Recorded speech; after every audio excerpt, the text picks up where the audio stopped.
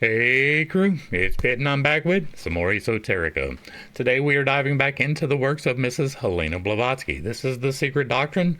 We are reading aloud and discussing as we go along the various points that are brought to light by the text. It is not the format for everyone, but some people seem to find value in it, so you are more than welcome to tag along as we continue our exploration. Before we begin, however, if you are unfamiliar with me, any of my unconventional beliefs, or if at any point in time I lose you in the terminology, there will be several playlists linked in the corner above, in the box down below, along with the original source material, so that you can get a better understanding of who I am and why I say the things that I do. A particular note, judging by the title, is going to be the Unconventional Bible Study, 161 videos where I point out the inaccuracies and the fallacies contained within the Holy Bible. With that being said, let us dive in and continue our exploration of the secret doctrine with Demon Est Deus Inversus. That is, the demon is God inverted. This symbolical sentence, in its many-sided forms, is certainly most dangerous and iconoclastic in the face of the dualistic later religions, or rather theologies, and especially so in light of Christianity. Yet it is neither just nor correct to say that it is Christianity which has conceived and brought forth Satan. As an adversary, the opposing power required by the equilibrium and harmony of things in nature, like shadow to throw off still brighter the light, like night to bring into greater relief the day, and like cold to make one appreciate the more the comfort of heat. Satan has ever existed. Homogeneity is one and indivisible, but if the homogeneous one and absolute is no mere figure of speech, and if heterogeneity is in its dualistic aspect and its offspring, its bifurcous shadow or reflection, then even that divine homogeneity must contain in itself the essence of both good and evil. That is the second law of creation. All things contain both the masculine and the feminine, the law of genders. If God is absolute, infinite, and the universal root of all and everything in nature and its universe, whence comes evil, or devil, if not from the same golden womb of the absolute? Evil is mostly a relative term, right? If it is something that you don't believe in, it is evil. But that doesn't necessarily make it so, right? There are objectively evil things, right? Taking pleasure in killing something, right? That is objectively an evil thing, just for the simple fact of killing it. Yes, you get a rush when you're hunting. That's not what we're talking about. You're hunting, provided that you are hunting to provide food for yourself, not just for the sport of it. And if you're hunting just for sport, then yeah, you're probably evil. And you are killing just for the thrill of killing, not for the use of the meat or the parts, right? One is taking part of the circle of life. If you are killing something to partake of it, that is part of the order of things, the way that things are supposed to work. If you are killing simply for the pleasure of it, that's not the way that things are supposed to work. There is something wrong with you. If you are getting pleasure from the torture of someone else or an animal, something is wrong with you. And that something is that you're aligned with evil deeds. It really is that simple. You are choosing to follow the path of the wrong way. You know better. You're choosing that. And so evil is relative in most of the religions, right? There's the First Baptist will tell you that it is evil to dance, right? That is stupid, right? If you are going to use the Holy Bible as a reference, which I really don't recommend all that much anymore, you would know that David danced. Now, David is by no means an example of holiness at all, ever in the entirety of the Bible. But if you are using that as a reference, you would know that David danced. He wasn't the only one, and he sang and he did a lot of things. But to call that evil is you deciding that something arbitrary is evil. It is not intrinsically against the nature of things. Evil is going to be the intrinsic against the nature of things. Taking pleasure in torturing something, killing for no reason, raping, pillaging. Those type of things are evil, objectively. And so that is an important designation to have as we go forward, right? Evil being a relative term. Are you supposed to be tempted? Yes, absolutely. It is part of the learning process. Are you meant to overcome that temptation? Yes, absolutely. It is part of the process. But you don't have to. You can make decisions that are otherwise, right? You can still drink. You can still smoke. You can still cuss. You can still do other things that are not necessarily aligned for your betterment, but they're not aligned against the betterment of humanity. Right? There's a big difference between something being immoral, according to your belief system, and being evil. Evil is very much a against creation type of decision. Okay, back to the text. Thus, we are forced either to accept the emanation of good and evil, of Agathoa demon and Kakoa demon, as offshoots from the same trunk of the tree of being, or to resign ourselves to the absurdity of believing in two eternal absolutes. That is an important thing to remember as well, right? The enemy is not equal to the creator. He might be equal to the representative of the creator, which is for the betterment of mankind in an incarnated form, right? But it is not the equal of creator. Creator is beyond the scope of good and evil. I mean, there are things that are aligned for the betterment of humanity and things that are aligned for the detriment of humanity. That is an intentional choice by creator. It doesn't necessarily make it evil, right? It is fulfilling its purpose just as much as you are fulfilling your purpose. And so to consider that the evil representative, or Satan in this instance, is intrinsically opposed to creation is not true either. It is not aligned for the betterment of humanity, and we consider that evil, but it is a temptation that you are meant to overcome. We are here to learn lessons. We are here to experience life and all of its ups and all of its downs for the absolute, for God, because God is beyond that. God doesn't understand grief in the manner that we do because he knows what happens when we die. We don't. And so we grieve over the death because we do not know. We have a lot of guesses. I have guesses. They have guesses. Everyone has guesses about what happens afterwards, but they are all guesses until you're there, and then you don't get to talk about it. And so, once again, it's just important to keep in mind, right, that Satan is not co-equal with God. He is a creation of God, and that is assuming that there is a corporeal form of this personification of the opposition, which is not necessarily a guarantee. Now, I believe that it is. I do believe in the entities, right? Both the sixth and the seventh plane of existence entities. Some of those are aligned for betterment, some of them are aligned for detriment. They are there. Whether or not you believe it, whether or not I believe it, well, that's not true. I believe that they are there. Right. Whether or not you believe that, I believe that. And so for me, that is a reality that maybe I'm creating. But if there is Satan, then there is an opposite force, and it is not necessarily any personification of humanity for what it's worth. But there cannot be two absolutes, right? Absolute is everything, and so there cannot be two of them. Having to trace the origin of the idea to the very beginnings of human mind, it is but just, meanwhile, to give his due even to the proverbial devil.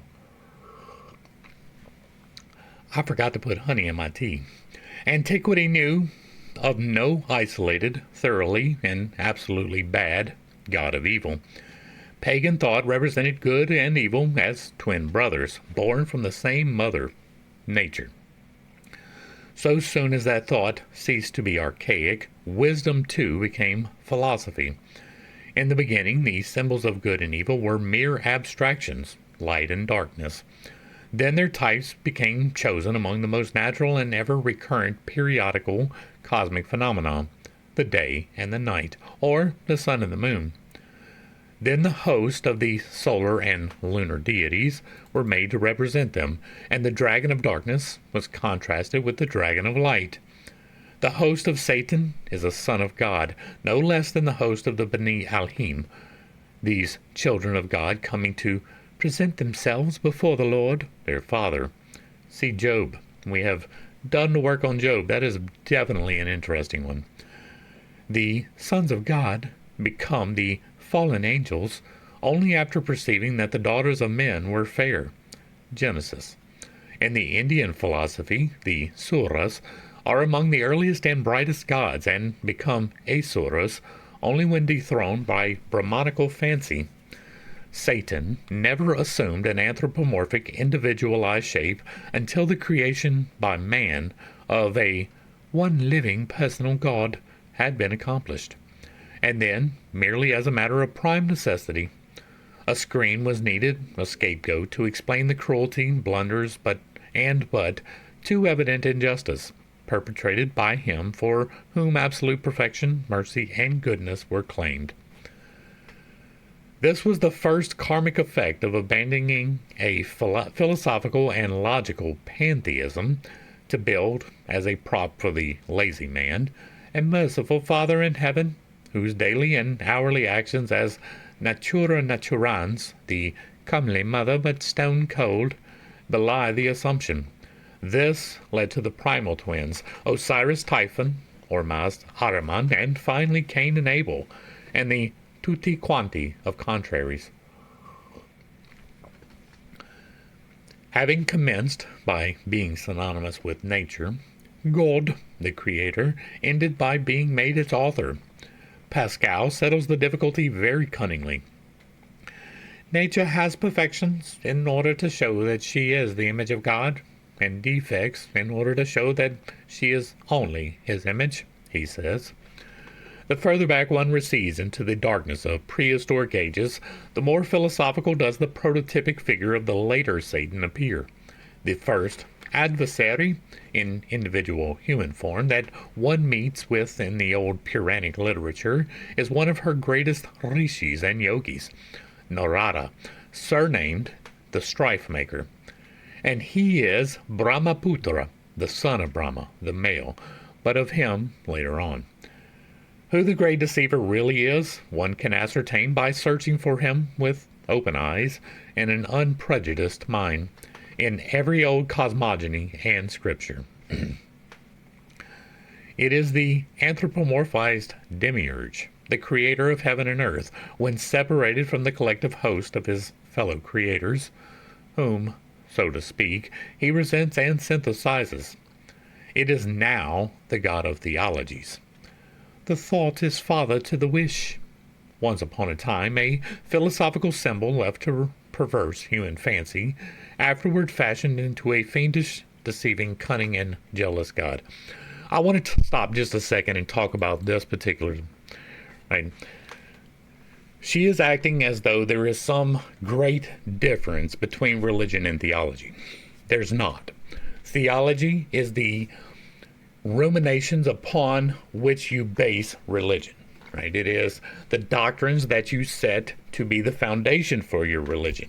Religion is simply acting upon the theology created. There was no one true religion. There wasn't.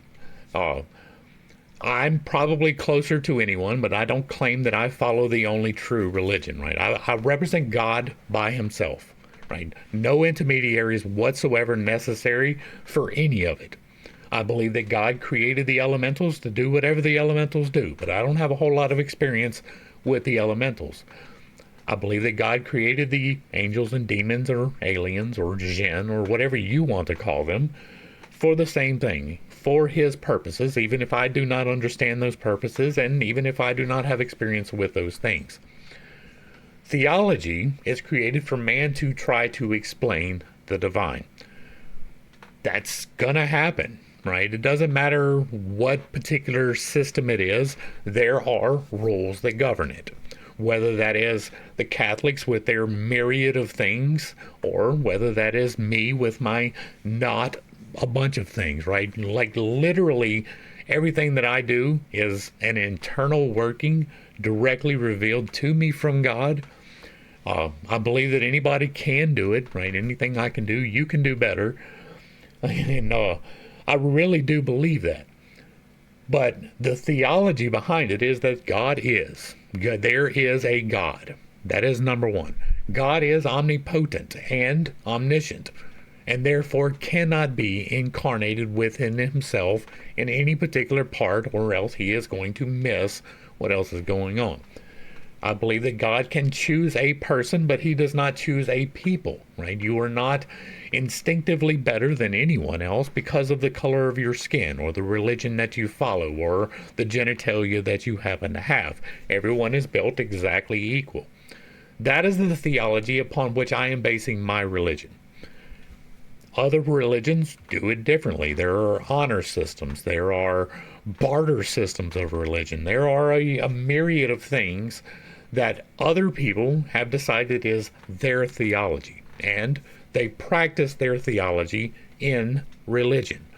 It is inextricable for the two. No matter what religion you are practicing, there is a theology that was the basis of the practice, right? They are inseparable. They are just a mere differentiation in timing. One is prior to, one is the act of. And so what I am getting from this is that she is implying that there is a separation between religion and theology in a different way. And I don't believe that. So I wanted to point that out, right? It is now the God of theologies. So it is a God of rules. No, it's not. You have placed the rules upon God. You have decided that God has said you can't dance with your spouse. That is one of the rules of theologies. Religion is the practice of that. God is beyond that. God is not restricted by the rules that you have placed upon him. He doesn't care if you drink. He cares if you drink to excess. He doesn't care if you have sex. He cares if you're having sex with everyone. Right? That is antithetical to the lessons. All right. The thought is father to the wish. Once upon a time, a philosophical symbol left to perverse human fancy, afterwards fashioned into a fiendish, deceiving, cunning, and jealous God. Now, all this right here is definitely part of the reason why I no longer follow that book. Right? What I did in the Unconventional Bible Study is exactly what we're doing right here. We went through verse by verse and investigated words. We went back and looked what the original intention most likely was. We went back and sourced things. Like we did a deep dive into the Bible, and it led away from the Bible for a myriad of reasons, but this is part of it, right? God is deceived. Are you kidding me? Like, it says deceiving, and that is definitely part of it, but God was fooled, right? He went and he appointed this guy to go and get his people from Egypt, and when they left Egypt, he was completely fucking flummoxed. He had no clue whatsoever that maybe, even possibly, these people would rebel against his orders. Does that sound like omniscience to you? Does that sound like a God that knows what's going on? He had no clue that the Israelis was going to revolt, that they were not going to just naturally fall into the order in which he proclaimed to them through this intermediary. That's silly. That's literally silly. And it's not like the jealousy. God has to be jealous of something a man is giving attention to. Are you kidding me? You giving that attention is bad for you. It's not bad for God. You sitting in front of Netflix for 4 hours instead of doing good works or improving yourself or a myriad of other things that are better than just sitting on your ass watching TV for 4 hours. That's bad for you. That's not bad for God. You exercising sloth is bad for you. Right? You exercising lust is bad for you. You exercising pride is bad for you. It's not bad for God. He's getting the experience of you acting like an asshole, right? And while that may not be the experience he wants, it's still an experience he's getting. You are making the decisions. God is beyond those decisions. God is not telling you, well, if you pick up sticks on the wrong day, you have to kill someone, right? Or someone has to kill you. That's one of the laws that they wrote. Well, if you're out there and you're cold and you need to heat your food, but it's the Sabbath day, you're just going to have to be cold and hungry. Sorry, you should have did that on a different day. If we catch you picking up sticks, we are going to hit you in the head with rocks until you quit breathing. That's perfectly acceptable to the laws of this God. It's not, right? That is evil. And there are a myriad of things contained in those laws that are outright evil. And that's not even getting into the fact that this particular God will not reward anyone unless they give him a copious amount of blood. And the more blood you give him, the better your rewards are. That sounds absolutely like the God of creation, the one true creator of everything, requires that you spill the blood of this living creature in order for you to be forgiven from sin. That absolutely makes sense. That is absolutely logical.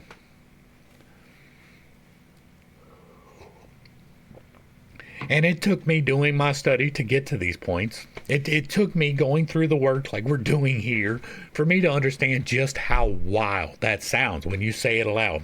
God himself is restricted from forgiving you from doing something wrong. God cannot forgive you for taking a sip of alcohol unless you kill a goat. That's a real belief.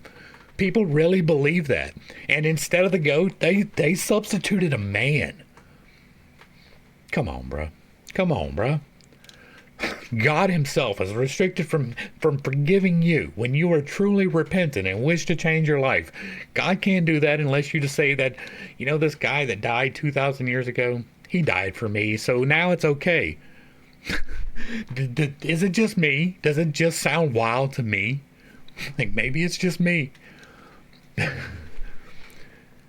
Dragons and other fallen angels being described in other parts of this work, a few words upon the much slandered Satan will be sufficient.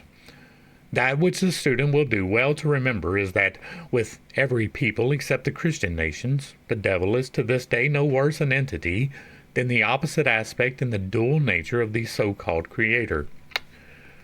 This is only natural. One cannot claim God as the synthesis of the whole universe, as omnipresent and omniscient and infinite, and then divorce him from evil. And there is far more evil than good in the world. That is a relative statement, right?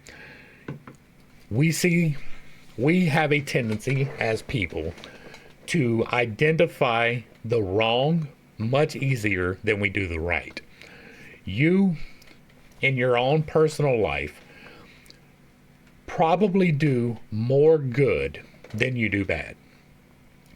That is true for most people. That is not everyone. There are definitely people out there who are doing evil works, right? Hitler was a good example of those type of things. But there is no, people recognize more readily when someone does them wrong.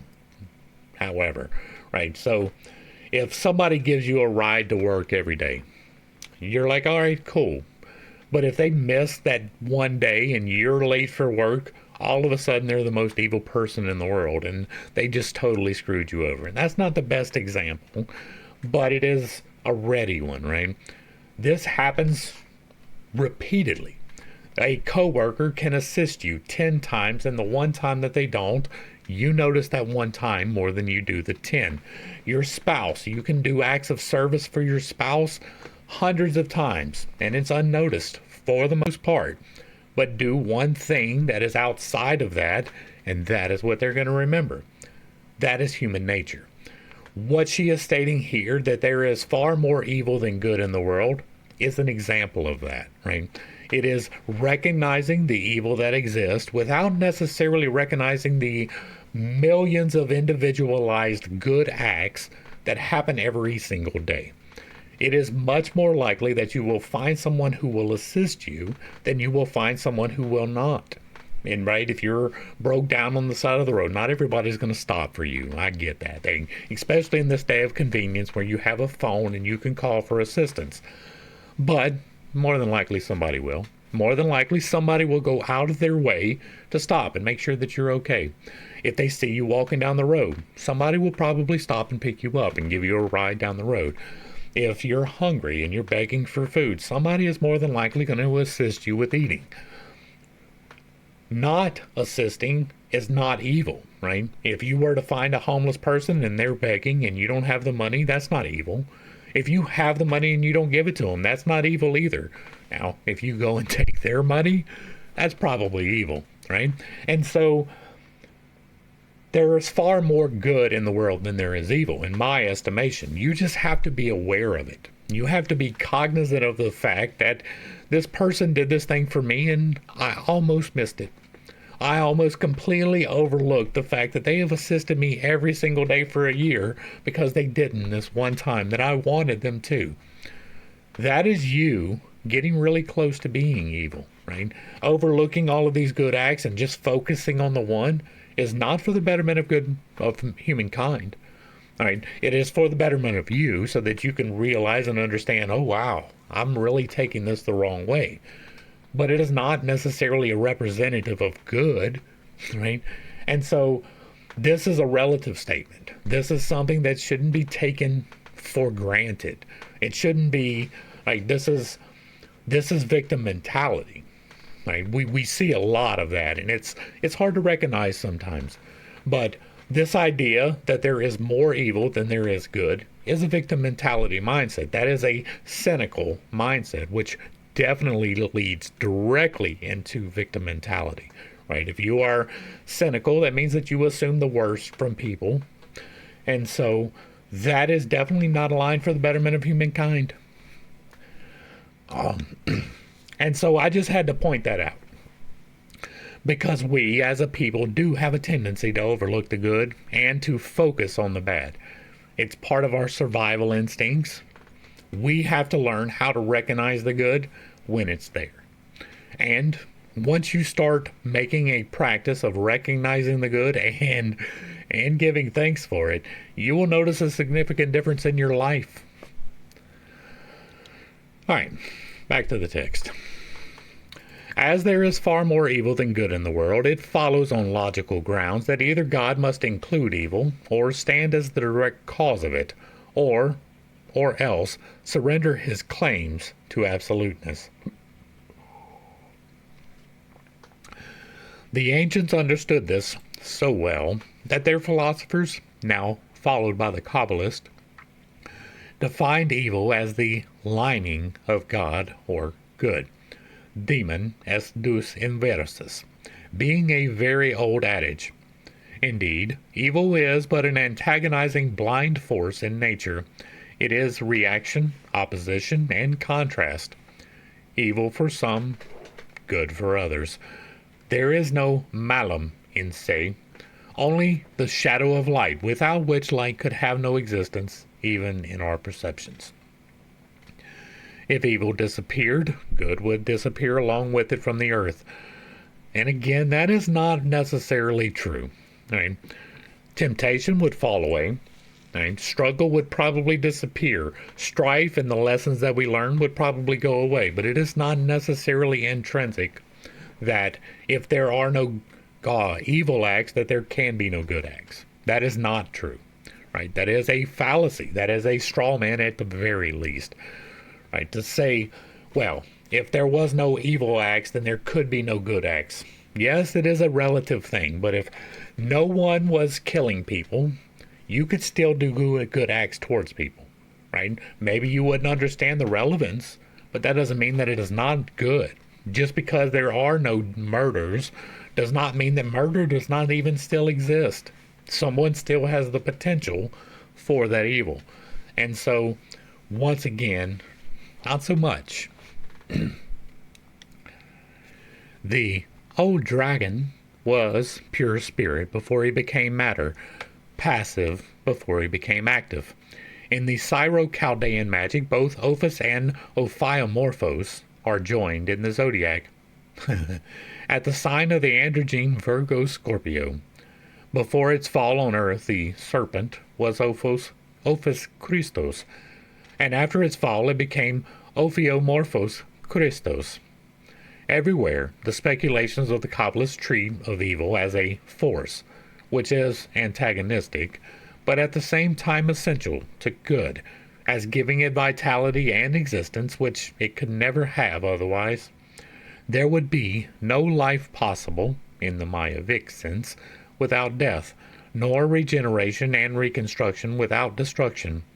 Plants would perish in eternal sunlight, and so would man, who would become an automaton without the exercise of his free will and aspirations after that sunlight, which would lose its being and value for him had he nothing but light.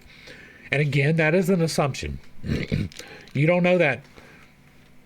There are places where we have almost continual sunlight for a month or two out of the year, right? The North Pole, the sun doesn't set for a couple of months in the summer for the Northern Hemisphere. That doesn't mean that you can't sleep. It doesn't mean that the cycles cannot keep going. There are significant reasons to believe why 24 hours of daylight may be bad for plants. Now, those are dependent upon us using less than accurate representations of the sun. And by that I mean, we have grow lights, right? What appears to be the optimum for most plants is receiving between 15 to 18 hours a day of light. Now, you're going to have a hard time finding 18 hours of sunlight in a place that is going to be climatically acceptable for most plants. Right? The North Pole is not a place where you're going to grow a lot of things, even though they have sunlight for 24 hours for a couple of months. So it's hard to determine objectively whether 24-hour light cycle of the sun would be good for plants. But it is not for the artificial lights. 15 to 18 hours gives you a rest cycle. We can artificially do a rest cycle by going into a dark room and sleeping. Right? And so it is not necessarily apparent that this is a truth. It is a good supposition. It is definitely a good mind game to play with and to talk about, but not necessarily an intrinsic truth that if there was 24 hours of life, it would be light, it would be bad. Do we need darkness? Yes. It's much easier to sleep if you're not in the light. That is true. If you've ever been on night shift, you probably put tinfoil in your windows. So it's not necessarily untrue, but to state it as a truth is not something that we know. It is something we can speculate about. We even have good valid reasons now to believe that. But there were no good valid reasons then to believe that. They didn't have the lighting that we do to experiment with the plants to see that it is indeed better for them to get 6 hours of rest. Right? That's good. It helps them to root, if you're curious.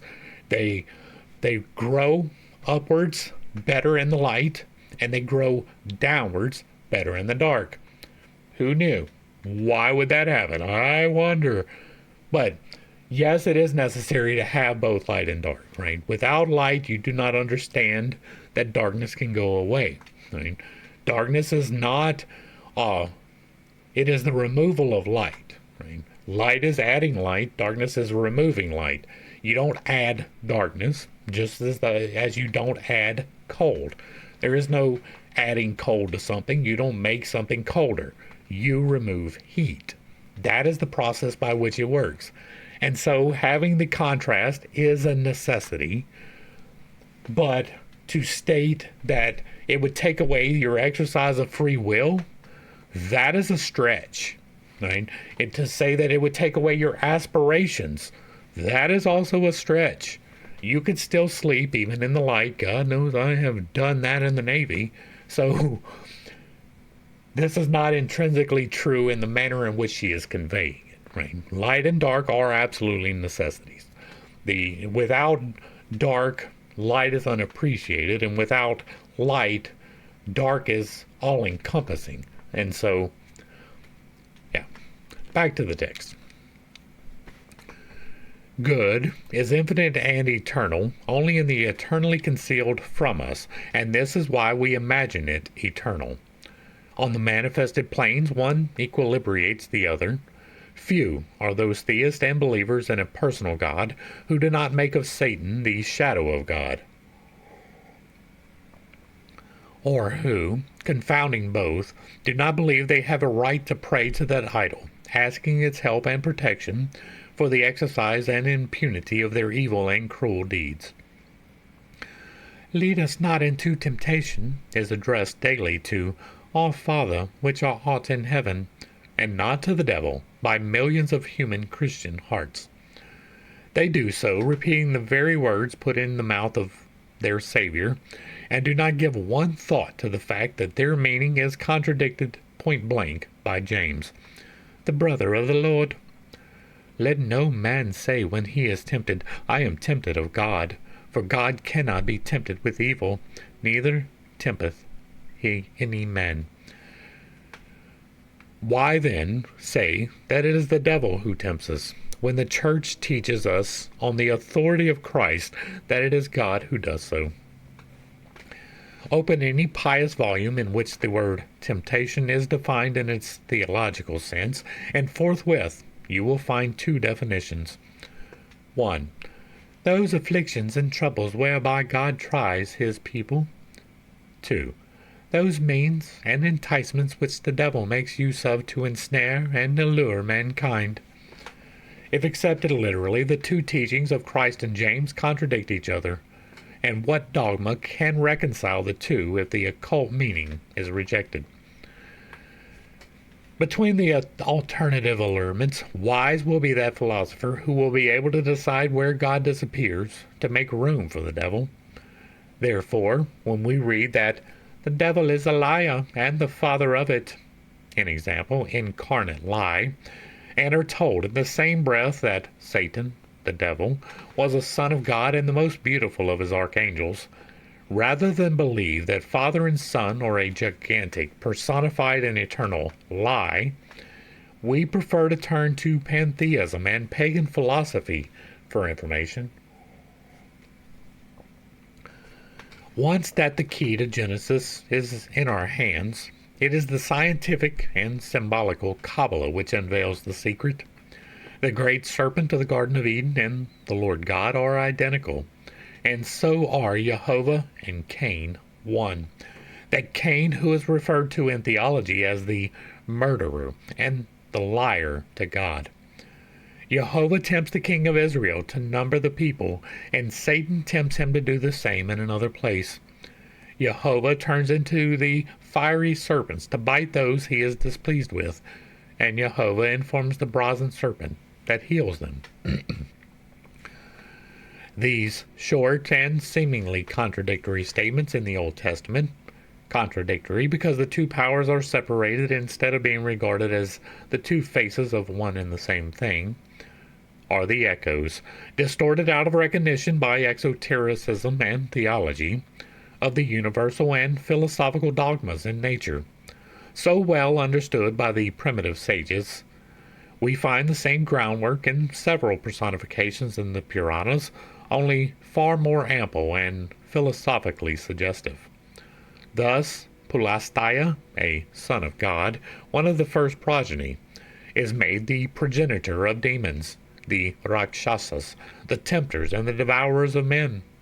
Pisaka, female demon, is a daughter of Daksha, a son of God too, and a god, and the mother of all the Pisakas, Padma Purana.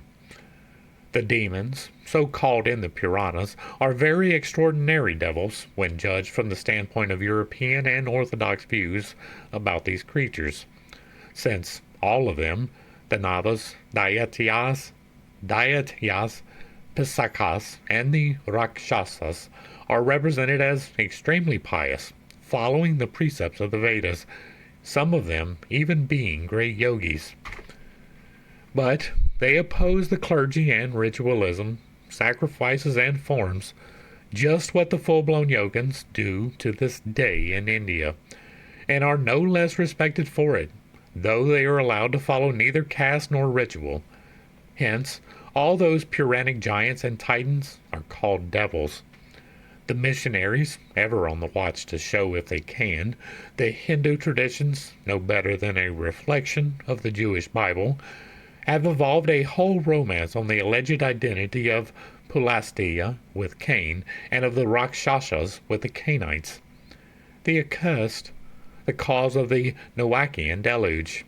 See the works of Abhigoriyeso, who etymologizes Pulastia's name as meaning the rejected, hence Cain, if you please.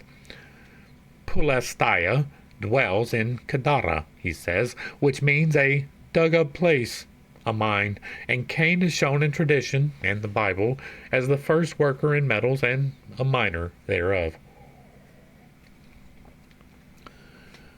While it is very probable that the Gibborim, the giants of the Bible, are the Rakshasas of the Hindus, it is still more certain that both are Atlanteans and belong to these submerged races. The Ancient Lore playlist holds an awful lot of information about Atlantis.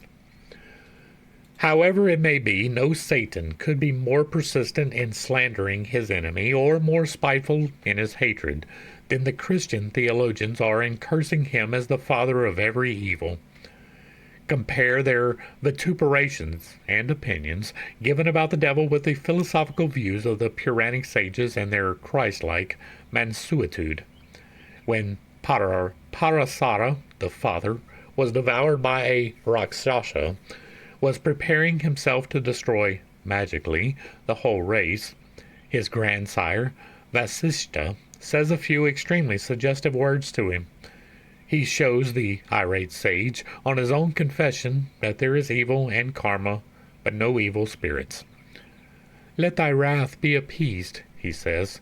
The Rakshasas are not culpable. Thy father's death was the work of karma. Anger is the passion of fools. It becometh not a wise man. By whom, it may be asked, is anyone killed? Every man reaps the consequences of his own acts. Anger, my son, is the destruction of all that man obtains and prevents the attainment of emancipation. I vehemently disagree with this. There is absolutely reason to be mad sometimes. When an injustice is enacted, righteous anger is the natural outflow of that, and the correction is probably going to be related to that natural outflow. If someone murders someone, you are well within rights to take their life. I know, that sounds horrible, but it's not. They made the choice to kill someone. It was not because karma said that the other person was bad. You decided to kill someone. Is karma a force? Yeah, but not necessarily in the way that it is believed, right? Your actions have consequences. They may even, in very small measure, hold over from one lesson to another, right? From this lesson of this incarnation into the lesson of the next one, because I didn't learn the lesson in this one. But it is not intrinsic that it is going to be my downfall, right? I have the chance to learn the lesson again. These killings, he would have been perfectly justified and right to rectify that situation. That would have been karma in action, right? I don't know what his father did, right? What they're saying that his karma was because of, but the karma which comes from killing and eating my father is definitely going to be visited upon you. And there will be no repercussions from that of a negative nature because it is righting something that is against the betterment of humankind, right? You are supposed to act in accordance with the betterment of humankind in all of your actions. And sometimes that does absolutely include wrath. Back to the text. The sages shun wrath. Be not thou, my child, subject to its influence. Let not those unoffending spirits of darkness be consumed. Let thy sacrifice cease. Mercy is the might of the righteous. Thus, every such sacrifice or prayer to God for help is no better than an act of black magic. That which Parasara prayed for was the destruction of the spirits of darkness, for his personal revenge. He is called a pagan, and the Christians have doomed him as such to eternal hell. Yet, in what respect is the prayer of sovereigns and generals who pray before every battle for the destruction of their enemy any better? Such a prayer is, in every case, black magic of the worst kind, concealed like a demon. Mr. Hyde under a sanctimonious Dr. Jekyll. In human nature, evil denotes only the polarity of matter and spirit, a struggle for life between the two manifested principles in space and time, which principles are one per se, inasmuch they are rooted in the absolute. In cosmos, the equilibrium must be preserved. The operations of the two contraries produce harmony, like the centripetal and centrifugal forces, which are necessary to each other, mutually interdependent, in order that both should live. If one is arrested, the action of the other will become immediately self-destructive. Since the personification called Satan has been amply analyzed from its triple aspect in the Old Testament, Christian theology, and the ancient Gentile attitude of thought, those who would learn more of it are referred to Volume 2 of Isis Unveiled. Chapter 10. We have covered this. It is part of this playlist, the Esoterica. Exploring Esoterica or Esoterica Explored, something like that. It's linked in the top. The present subject is touched upon and fresh explanations attempted for very good reason. Before we can approach the evolution of physical and divine man, we have first to master the idea of cyclic evolution, to acquaint ourselves with the philosophies and beliefs of the four races which preceded our present race, to learn what were the ideas of those titans and giants, verily, mentally as well as physically. There is significant reason to not believe that. There are many instances of giants being referenced, but not a whole lot of them being clever. So, there are records of giants, and as long as there are records of giants, there are records of giants being fooled. There are records of giants being tricked, deceived, however you want to term it. And so they are not necessarily mentally superior. Right? This is not an intrinsic thing. There are significant reasons to believe that it would be difficult for something of that size to indeed be on a level of intelligence in accordance with greater than what we have. Right? That is not to say that we are the end-all be-all and that they could not have it, but most of the stories that have come down to us portray the opposite. Right? The giants were able to rule and to lead, that is true, but that is mostly due to the fact that they could pick you up by your head and throw you across the room. Right? They were strong, they were hard to kill, and so they were venerated. Much like still today we do with the UFC fighters, right? They're strong, they're hard to kill, and people place a lot of value in that. So once again, this is not necessarily a truth. They can be smarter on an individual level, but on a race level, not necessarily. Right? That is an assumption you are making based upon stories that you have heard. And I'm doing the same thing, but the stories that I have heard all kind of lead to the same direction. Right? Jack and the Beanstalk, deceiving giants. There's several of them. I'm not going to try and remember them because we're doing this, but there are definitely stories about giants being deceived, right? Even up to and including David and Goliath, right? He didn't know about the stone, right? Never even conceived that that would have been a possibility. There are a lot of stories of these giants being overturned, tricked, deceived, And so that leads into a maybe they weren't as mentally better as they were physically. The whole of antiquity was imbued with that philosophy which teaches the involution of spirit into matter, the progressive downward cyclic descent, or active, self-conscious evolution. The Alexandrian Gnostics have sufficiently divulged the secret of initiations, and their records are full of the sliding down of eons in their double qualification of angelic beings and periods. If you happen to know of the particular references where the Alexandrian Gnostics have sufficiently divulged the secrets of initiations, I'm very interested in that. I would like to see that, but I don't know what resource to go with, and I will probably forget to Google it. So if you do know, drop that in the comments for me, because I would very much like to cover that. The one, the natural evolution of the other. On the other hand, Oriental traditions on both sides of the Black Water, the oceans that separate the two Easts, are as full of allegories about the downfall of Pleroma, of that of the gods and devas. One and all, they allegorized and explained the fall as the desire to learn and acquire knowledge, to know, or the capacity to, right? What happened when they ate the fruit in the garden? They got the capacity to understand the difference between good and evil. That was the great sin. That was the great thing. They became responsible for the level of knowledge that they had. We talk about levels of responsibility all of the time. They were no longer able to just be idle in the garden. They had to leave the garden. Now, there are a lot of different things that can be read into that particular account. It is funny how it mirrors, in a few ways at least,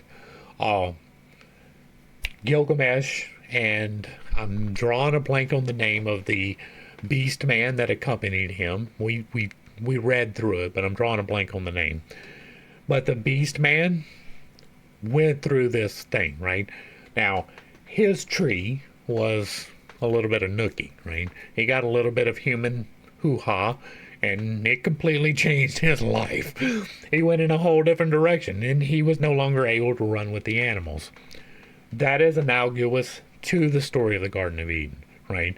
Once he got a little bit of, then all of a sudden he was following temptation, which led away from, but into the knowledge of good and evil. So, yeah. This is the natural sequence of mental evolution, the spiritual becoming transmuted into the material or physical.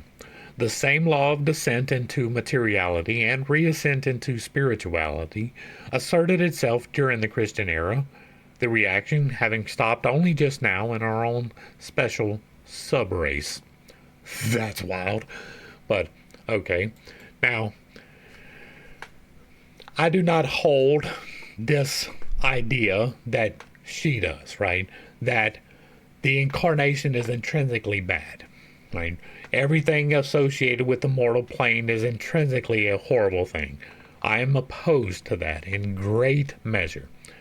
You are meant to find the balance in life, and that includes the balance between the earthly and the spiritual. The best way that I know to talk about that is the 7 facets of God is one of the videos that I have where we explore biblically. This was before the Bible study, right? We were doing lessons from the book then, and this was one of the lessons that we took from the book. That God has 7 facets, but those 7 facets include 14 variables, right? Now, they are a sliding scale. Lust and chastity are on a sliding scale. Lust being putting your penis in everything that moves, and chastity is don't put your penis in anything, right? Greed and charity, same thing, sliding scale between them. Wrath and love, same thing, sliding scale between them. Pride and humbleness, same thing. There are 7. 7 on this side, 7 on that side. You are meant to balance them, not to exclude them, right? Anger has its place, uncontrolled anger does not. Lust has its place, uncontrolled lust has not. You are meant to have sex with your spouse. That is a truth. God himself in the Bible told you that. If you believe the Bible, you cannot hold with not having sex. You were specifically told, go forth, subdue the earth, be fruitful and multiply. That literally means go out there and have sex. But you're not supposed to have sex with everything that moves. It's just not part of what is supposed to happen. You are meant to accrue things. You are meant to have a house. You are meant to have a car. You are meant to have possessions. But you are not meant to love those possessions, right? I love this house. I do. But I want another one. I want to move somewhere else because I don't like my neighbor. That is part of the process. Being able to get rid of the material things without holding on for no reason, that is part of the process. That is finding the balance. You are not meant to be poor. Anyone telling you that is leading you wrong. Just as much as anyone telling you don't eat meat is leading you wrong. Anyone telling you only eat meat is leading you wrong. Life is about balance. It is not about exclusion. Sometimes there is a necessity for exclusion. Opioids is a good one. It has a purpose. That purpose is restricted to medical necessity because it is an addictive an addictive substance. It is a temptation. You are not meant to take part in that recreationally. It's just not part of what you're supposed to do. So for many people, they need to exclude that in its entirety. That is not everyone. It still has its use. The same is true for alcohol. You might be more susceptible to being led down the path of detriment if you partake in alcohol.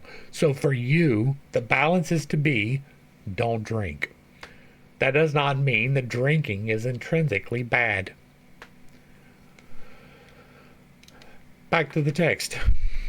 That which, perhaps 10 millenniums ago, was allegorized in Pomander, which we have done in the Ancient Lore playlist, in a triune character of interpretation, meant as a record of an astronomical, anthropological, and even alchemical fact, namely, the allegory of the 7 rectors breaking through the 7 circles of fire, was dwarfed into one material and anthropomorphic interpretation, the rebellion and fall of the angels. The multivocal, profoundly philosophical narrative, under its poetical form of the marriage of heaven with earth, the love of nature for divine form, and the heavenly man, enraptured with his own beauty, mirrored in nature, in example, spirit attracted into matter, has now become, under theological handling, the 7 rectors disobeying Jehovah, self-admiration generating satanic pride, followed by their fall, Jehovah permitting no worship to be lost save upon himself. In short, the beautiful planet angels, the glorious cyclic eons of the ancients, became, henceforward, synthesized in their most orthodox shape in Samael, the chief of the demons in the Talmud. That great serpent with 12 wings that draws down after himself, in his fall, the solar system or the Titans. But Shamal, the alter ego, and the Sabaean type of Samael, meant, in his philosophical and esoteric aspect, the year in its astrological evil aspect. Its 12 months or wings of unavoidable evils in nature, and in esoteric theogony, see Quolson in Nabatean agriculture, both Shkemal and Samael represented a particular divinity. With the Kabbalists, they are the spirits of the earth, the personal God that governs it, identical de facto with Jehovah. For the Talmudists admit themselves that Samael is a god name of one of the 7 Elohim.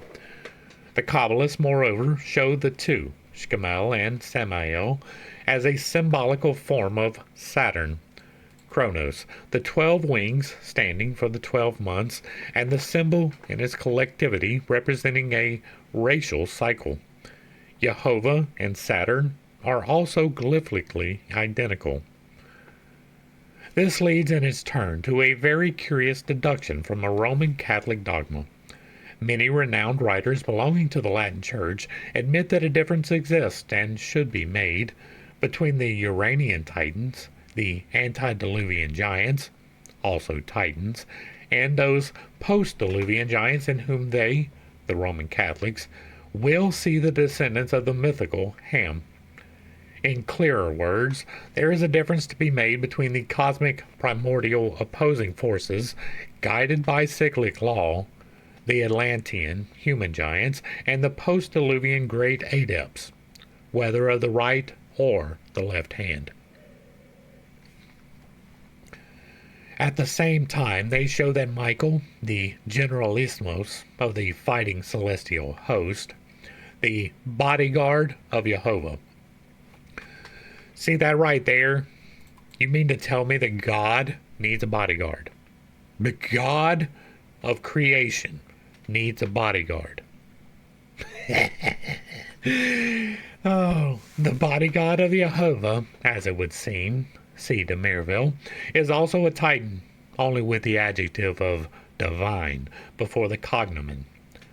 Thus, those Uranites who are called everywhere's divine Titans, and who, having rebelled against Kronos, Saturn, are therefore also shown to be the enemies of Samael, and Elohim, also and synonymous with Jehovah in his collectivity, are identical with Michael and his host. In short, the roles are reversed, all the combatants are confused, and no student is able to distinguish clearly which is which. Esoteric explanation may, however, bring some order into this confusion, in which Jehovah becomes Saturn and Michael and his army, Satan and the rebellious angels, owing to the indiscreet endeavors of the too faithful zealots to see in every pagan god a devil.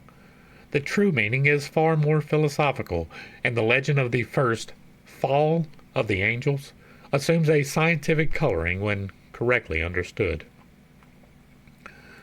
Chronos stands for endless, hence immovable, duration, without beginning, without an end, beyond divided time and beyond space. Those angels, genii, or devas, who were born to act in space and time, in example, to break through the 7 circles of the super-spiritual planes into the phenomenal, or circumscribed, super-terrestrial regions, are said, allegorically, to have rebelled against Kronos and fought the, then, one living and highest god. In his turn, when Kronos is represented as mutilating Uranus, his father, the meaning of this mutilation is very simple. Absolute time is made to become the finite and the conditioned. A portion is robbed from the whole, thus showing that Saturn, the father of the gods, has been transformed from eternal duration into a limited period. Kronos cuts down with his scythe even the longest and, to us, seemingly endless cycles, yet, for all that, limited in eternity, and puts down with the same scythe the mightiest rebels. Aye, not one will escape the scythe of time. Praise the god or gods, or flout, one or both, that the scythe will not be made to tremble 1/1,000,000th of a second in its ascending or descending course. The Titans of Hesiod's theogony were copied from Greece, from the Sauras and Asuras of India. These Hesiodic Titans, the Uranites, numbered once upon a time as only 6, have been recently discovered to be 7th, the 7th being called Phoric, in an old fragment relating to the Greek myth. Thus, their identity with these 7 rectors is fully demonstrated. The origin of the war in heaven and the fall has, in our mind, to be traced unavoidably to India. Sorry. story again, and perhaps far earlier than the Puranic accounts thereof. For Terramaya was in a later age, and there are 3 accounts, each of a distinct war, to be traced in almost every cosmogony. The first war happened in the night of time between the gods, the Asuras, and lasted for a period of 1 divine year. Footnote: 1 day of Brahma, lasting 4,320,000,000 years. Multiply this by 365. Some random number that you just pulled out of your ass. I'm sure that this battle lasted that long. Like, the numbers here really annoy me, because it is an extrapolation of an extrapolation, right? You assume that this thing is assigned, and therefore you can make calculations based upon it. It is just as wild to me as gematria is, right? You are doing it wrong. As in my estimation, according to my speculation and the research that I have done, there is no reason for this number to exist.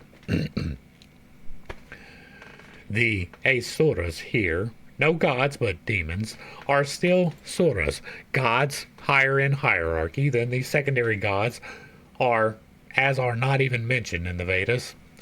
The duration of the war shows its significance, and that they are only the personified cosmic powers. It is evidently for sectarian purposes and out of odium theologicum that the elusive form assumed by Vishnu, Maya Moa, was attributed in later rearrangements of the old text to Buddha and the Daityas. In the Vishnu Purana, unless it was a fancy of Wilson himself, he also fancied he found an allusion to Buddhism in Bhagavad Gita, whereas, as proved by K.T. Talang, he had only confused the Buddhist and the older Carvaka materialist. The version exists nowheres in other Puranas, if the inference does, as Professor Wilson claims, in the Vishnu Purana, the translation of which, especially of Book 3, where the Reverend Orientalist arbitrarily introduces Buddha and shows him teaching Buddhism to Daityas, led to another great war between himself and Colonel Vance Kennedy. The latter charged him publicly with willfully distorting Puranic texts. "I affirm," wrote the colonel at Bombay in 1840, "that the Puranas do not contain what Professor Wilson has stated is contained in them. Until such passages are produced, I may be allowed to repeat my former conclusions, that Professor Wilson's opinion that the Puranas as now extant are compilations made between the 8th and 17th century A.D., rests solely on gratuitous assumptions and unfounded assertions, and that his reasoning in support of it is either futile, fallacious, contradictory, or improbable." See Vishnu Purana, translated by Wilson. This is a problem that I have, right? I want to get to the Rig Veda, but I'm having a problem with translations, right? I was going to go ahead and start it. I'm going to jump onto something else and continue to look for the correct interpretation. But the only interpretations that are available in free use, which is a necessity for me, are some rather unreliable ones, and I don't want to put out the wrong information by reading the unreliable ones. So if you have a reliable English translation, because I am not bilingual, drop it in the comments below, and I will definitely check that out. Back to the text. On this occasion, the deities were defeated by the Daityas under the leadership of Radha.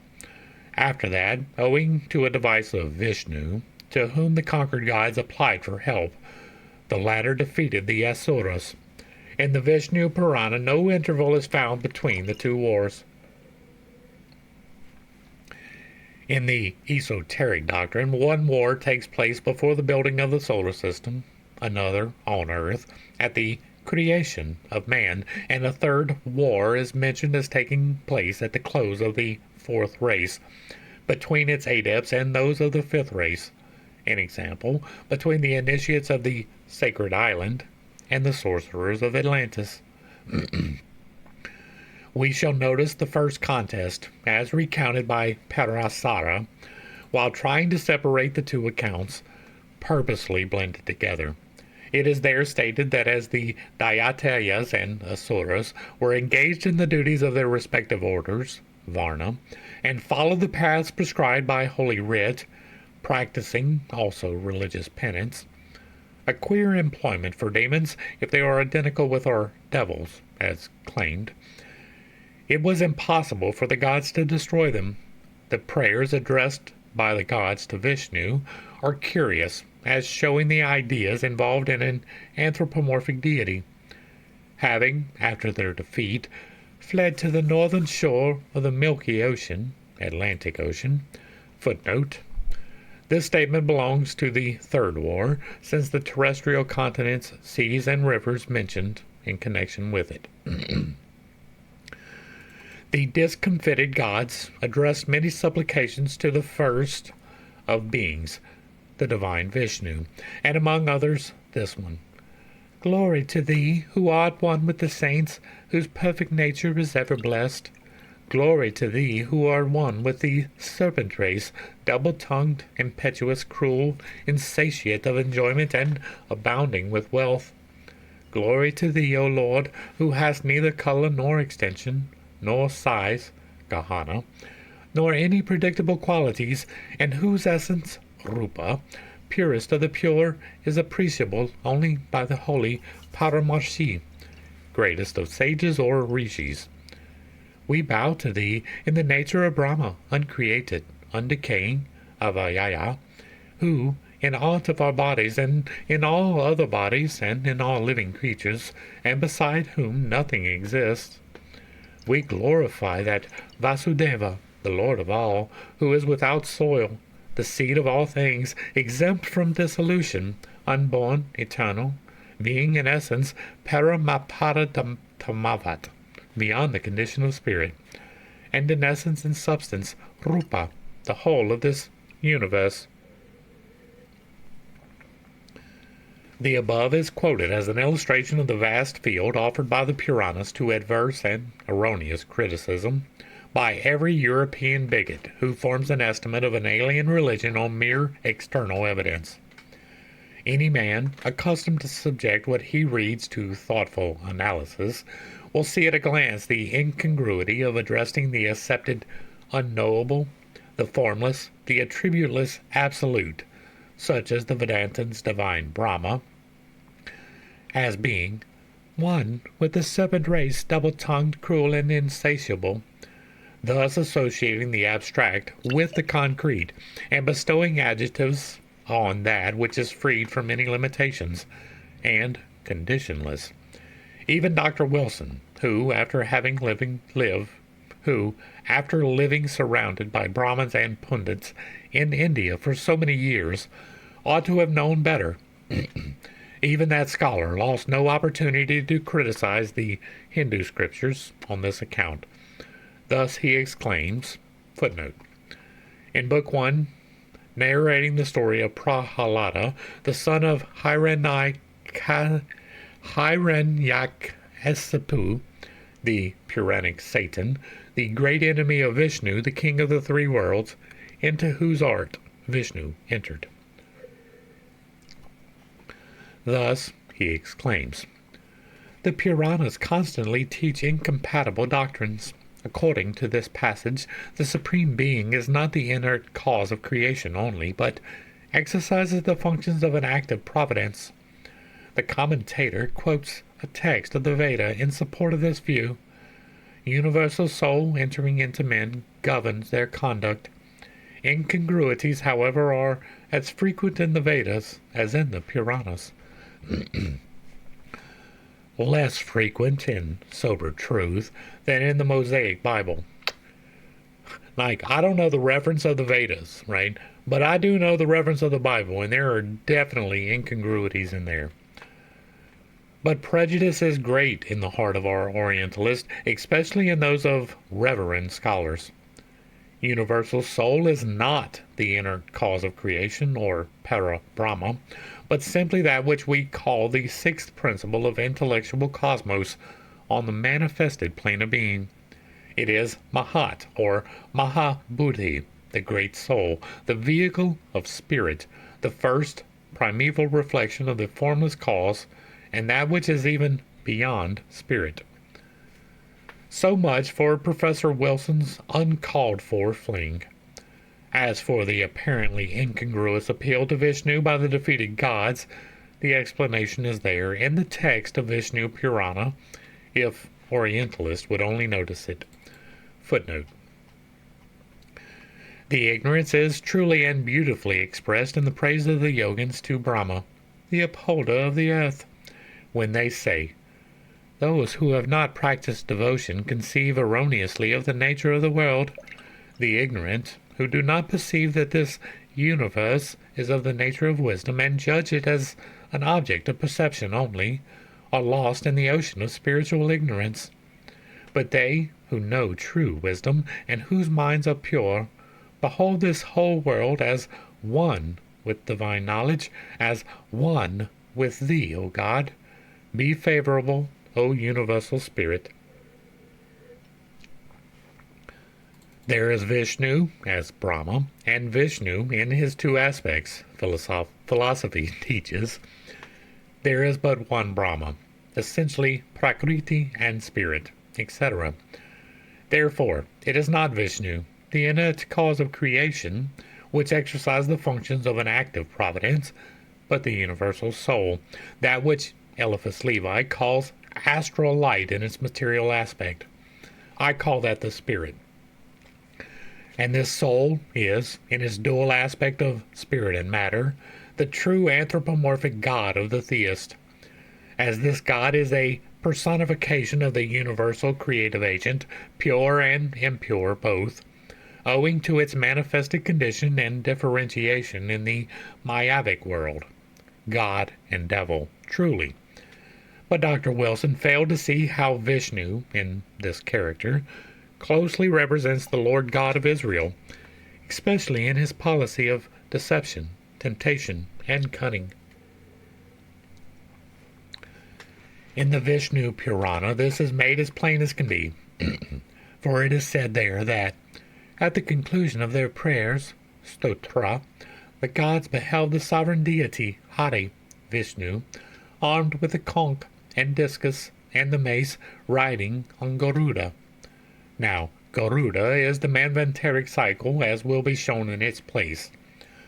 Vishnu, therefore, is the deity in space and time, the peculiar god of the Vaishnavas, a tribal or racial god, as they are called in esoteric philosophy. In example, one of the many Dhyanis, or gods, or Elohim, one of whom was generally chosen for some special reasons by a nation or a tribe, and thus became gradually a God above all gods. 2 Chronicles. The highest god as Jehovah, Osiris, Bel, or any of the other 7 regions. The tree is known by its fruit, the nature of a god by his actions. The latter we have either to judge by the dead-letter narratives or to accept allegorically. If we compare the two, Vishnu as the defender and champion of the defeated gods, and Jehovah, the defender and champion of the chosen people, so called by antiphrasis, no doubt, as it is the Jews who have chosen that jealous God, we shall find that both use deceit and cunning. They do so on the principle of the ends justifying the means, in order to have the best of their respective opponents and foes, the demons. Thus, while, according to the Kabbalist, Jehovah assumes the shape of the tempting serpent in the Garden of Eden, sends Satan with a special mission to tempt Job, and harasses and wearies Pharaoh with Sarah, Abraham's wife, and hardens his heart against Moses, lest there should be no opportunity for plaguing his victims with great plagues. Vishnu is made in his Purana to resort to a trick no less unworthy of any respectable god. Have compassion upon us, O Lord, and protect us, who have come to thee for succor from the Dyatas. demons. Pray the defeated gods. They have seized upon the three worlds and appropriated the offerings which are our portion, taking care not to transgress the precepts of the Veda, although we, as well as they, are parts of thee. Footnote. There was a day when these sons of God came before the Lord, and Satan came with his brothers also before the Lord. Job is a very good study. It is part of the Bible study, and it is definitely worth looking into. Engaged as they are in the paths proscribed by the Holy Writ, it is impossible for us to destroy them. Do thou, whose wisdom is immeasurable, instruct us in some device by which we may be able to exterminate the enemies of the gods. When the mighty Vishnu heard their request, he emitted from his body an illusory form, Maya Moha, the deluder by illusion, which he gave to the gods, and thus spake. This Maya Moha shall wholly beguile the Dayatayas, so that, being led astray from the path of the Vedas, they may be put to death. Go then, and fear not. Let this delusive vision precede you. It shall this day be of great service unto you, O gods. After this, the great delusion, Maya Moha, descending to earth, beheld the Dayatas engaged in ascetic penances, and approaching them, in the semblance of the Digambara, naked mendicant, with his head shaven, he thus addressed them in gentle accents. O Lord of the Dayataya race, wherefore is it that you practice these acts of penances, etc., etc. Finally, the Dayatayas were seduced by the wily talk of Mahamoya, as Eve was seduced by the advice of the serpent. They became apostates in the Vedas, as Dr. Meir translates the passage. The great deceiver, practicing illusion, next beguiled other Dayatayas by means of many other sorts of heresy. In a very short time, these Asuras, Dayatayas, deluded by the deceiver, who was Vishnu, abandoned the entire system founded on the ordinances of the triple Veda. Some reviled the Vedas, others the gods, others the ceremonial of sacrifice, and others the Brahmins. This, they exclaimed, is a doctrine which will not bear discussion. The slaughter of animals in sacrifice is not conducive to religious merit. That is true. To say that oblations of butter consumed in the fire produce any future reward is the assertion of a child. That is true. If it be a fact that a beast slain in sacrifice is exalted to heaven, why does not the worshipper slaughter his own father? If that isn't mirrored in the opposite direction in a couple thousand years, I don't know what is. Infallible utterances do not, great Asuras, fall from the skies. It is only assertions founded on reasoning that are accepted by me and by other intelligent persons, like yourselves. Thus, by numerous methods the Dayatayas were unsettled by the great deceiver, reason, when they had entered on the path of error. The gods mustered all their energies and approached to battle. Then followed a combat between gods and the Asuras, and the latter, who had abandoned the right road, was smitten by the former. In previous times they had been defended by the armor of righteousness which they bore, but when that had been destroyed, they also perished. Journal of the Royal Asiatic Society. Whatever may be thought of Hindus, no enemy of theirs can regard them as fools. A people whose holy men and sages have left the world the greatest and most sublime philosophies that ever emanated from the minds of men must have known the difference between right and wrong. Even a savage can discern white from black, good from bad, and deceit from sincerity and truthfulness. Those who had narrated this event in the biography of their god must have seen that in this case it was that god who was the arch-deceiver, and the Dayatayas, who never transgressed the precepts of the Vedas, who had the sunny side in the transaction, and who were the true gods. Thence there must have been, and there is, a secret meaning hidden under this allegory. In no class of society and no nation are deceit and craft considered as divine virtues, except, perhaps, in the clerical classes of theologians and modern Jesuitism.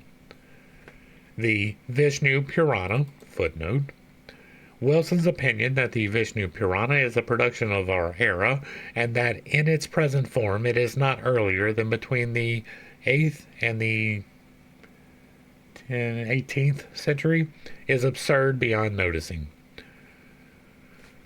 The Vishnu Purana, like all other works of this kind, has passed at a later period into the hands of the temple Brahmins, and the old manuscripts have, no doubt, been once more tampered with by sectarians. But there was a time when the Puranas were esoteric works, and so they are still, for the initiates who can read them, with the key that is in their possession. Whether the Brahmin initiates will ever give out the full meaning of these allegories is a question with which the writer is not concerned.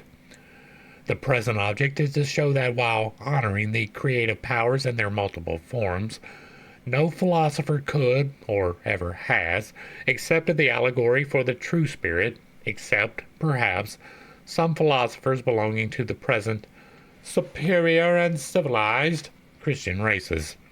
For, as shown, Jehovah is not one whit the superior of Vishnu on the plane of ethics. This is why the occultist and even some Kabbalists, whether they regard or not these creative forces as living and conscious entities, and one does not see why they should not be so accepted, will never confuse the cause with the effect, and accept the spirit of the earth for Parabrahm or An Sof. At all events, they know well the true nature of what was called Father Ether by the Greeks, Jupiter Titan, etc., etc. They know that the soul of the astral light is divine, and its body, the light waves on the lower planes, infernal. This light is symbolized by the magic head in the Zohar, the double face on the double pyramid, the black pyramid rising against a pure white ground, with a white head and face within its black triangle. The white pyramid, inverted, the reflection of the first in the dark waters, showing the black reflection of the white face. This is the astral light, or Demon Est Deus Inversus. And that brings us to the end of Demon Est Deus Inversus. Hopefully I brought a little bit of enlightenment and not too much confusion to a somewhat difficult topic. I understand I hold some unconventional beliefs, and I have a tendency to step on toes when I relay those. It is not intentional, but it is not something I apologize for. This creative force is the Holy Spirit, right? Any action, change, growth, heat, motion, life are all expressions of the astral light. The divine separated from the astral light is stasis, right? It is perfection with no motion. Once you begin the motion, perfection is no longer perfect. It is changed from perfection, maybe into a different perfection, but it is still changed from the perfection that it was. And so, any change is going to be completely absorbed within the Holy Spirit. This active agent of change doesn't necessarily represent good and evil. The lesser aspects of change are representatives of good and evil, right? So you have decisions to make to follow whichever way. You are meant to align yourself with betterment of humankind. You are free to choose the opposite. There will be repercussions either way. There will be temptations either way. That is part and parcel of the Holy Spirit in action. Without change, there is no life. Changing the oxygen into fuel for my body, changing my food into fuel for my body, that is the Holy Spirit in action. Me speaking is the Holy Spirit in action. Wiggling my fingers, the Holy Spirit in action. Every temptation, the Holy Spirit in action. You are meant to overcome temptation. It does not necessarily mean that the provider of temptation is necessarily evil. Right? You are meant to be tempted. It is part of the learning process. If you are not tempted towards infidelity, then your remaining true really doesn't have any meaning. Here's a good example where we'll wrap it up. Suppose you are born into a church, right? Whichever one, but we'll pick First Baptist because I'm relatively familiar with the terms, right? And you grow up and you live in the absolute accordance with all of the precepts of this religion. You never drink, you don't cuss, you don't engage in fornication, you don't dance, you don't do any of those things. Are you really tempted? Right? If you have had a fall, then you understand how far you can fall. But if you have lived in perfection, there's not a whole lot of room for growth. Right? If you are living in stasis, there's not a lot of room for change. And so, change is the natural active agent in our existence. It is the part that makes time move forward. Otherwise, it's just stasis and there's no reason. If you like what I'm doing over here, let me know down below. Give me a like, share, and a sub. Throw me a comment if you agree or disagree with anything that I have stated. Drop it in the comments, and if it remains respectful, it gets to remain up. If you have another work you would like to see me discuss, as I am doing here, drop that in the comments as well.